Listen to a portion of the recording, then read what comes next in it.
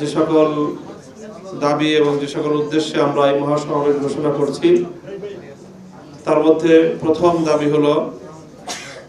ফ্যাসিবাদী আমলে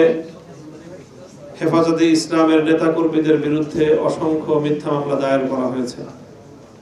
2013 সালের শাপলা চত্বরের হত্যাকাণ্ড সহ নানা সময়ে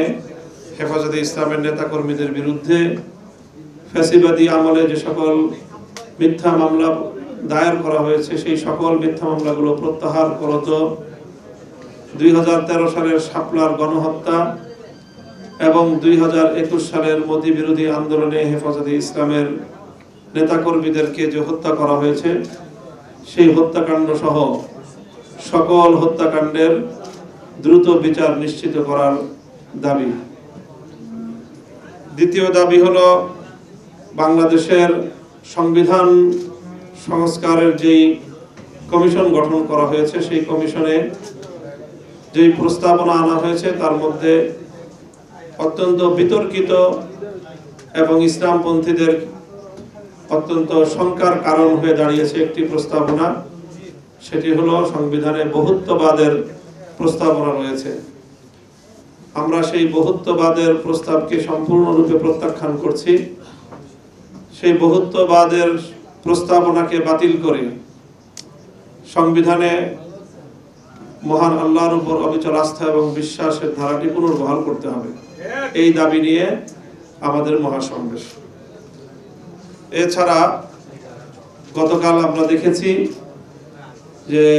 নারী অধিকার সংস্কার কমিশন কর্তৃক যেই প্রস্তাবনা তৈরি করা হয়েছে এবং সেটি ঐকমত্য কমিশনে উপস্থাপন করা হয়েছে, প্রধান উপদেষ্টা বরাবর সেটি দাখিল করা হয়েছে, সেখানে অত্যন্ত আপত্তিকরভাবে ধর্মীয় বিধিবিধান, বিশেষ করে ইসলামী উত্তরাধিকার আইন এবং ইসলামিক পারিবারিক আইনকে বাংলাদেশে নারীর প্রতি বৈষম্যের কারণ হিসেবে আখ্যায়িত করা হয়েছে। হেফাজতে ইসলাম বাংলাদেশ এই প্রস্তাবনাকে চরম ঘৃণা ভরে প্রত্যাখ্যান করছে এবং এই প্রস্তাবনা বাতিল করার দাবি, শুধু এই প্রস্তাবনাই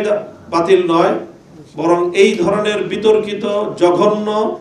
ইসলাম বিদ্বেষী ধর্মপ্রাণ মুসলমানদের ধর্মীয় অনুভূতিতে মারাত্মক আঘাতকারী, সরাসরি ইসলাম বিরোধী কোরআন সুন্নাহর সাথে সাংঘর্ষিক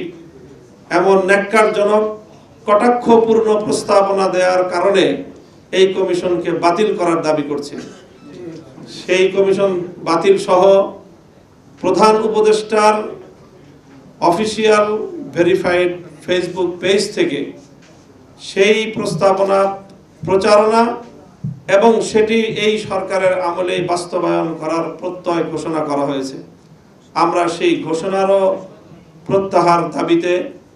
আগামী 3রা মে মহাসমাবেশ করব। যদি 3 তারিখের আগে এই ঘোষণা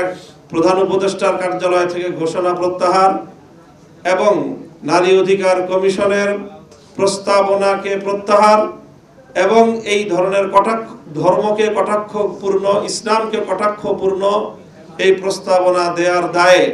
এই কমিশনকে যদি বাতিল না করা হয়, পরবর্তী 3 তারিখের 3রা মের মহাসমাবেশ থেকে হেফাজতে ইসলাম বাংলাদেশ পরবর্তী কর্মসূচি ঘোষণা করবে। চতুর্থ দাবি থাকবে ভারতে মুসলমানদের উপর যে অব্যাহত নির্যাতন চলছে, বিশেষ করে ওয়াকফ আইন সংশোধনী 2025 চরম বিতর্কিত যে বিল পাশ করা হয়েছে, সেই বিল বাতিল করার জন্য ভারত সরকারের প্রতি দাবি এবং সেটা দাবি বাস্তবায়নের জন্য বাংলাদেশ সরকারকে যথোপযুক্ত পদক্ষেপ গ্রহণ করার দাবি থাকবে। সেই সাথে ফিলিস্তিনের গাজায় বর্বর জায়নবাদী ইসরায়েল কর্তৃক গণহত্যা পরিচালনার বিরুদ্ধে আমাদের প্রতিবাদ এবং সেই গণহত্যা বন্ধে বিশ্ব সংস্থাগুলোকে, বিশ্ব নেতৃত্বকে এগিয়ে আসার উদাত্ত আহ্বান সহ এই সকল দাবি নিয়ে আগামী ৩রা মে রাজধানীর সোহরাওয়ার্দী উদ্যানে সকাল ৯টা থেকে হেফাজতে ইসলাম বাংলাদেশের আহ্বানে মহাসমাবেশ ঘোষণা করা হয়েছে।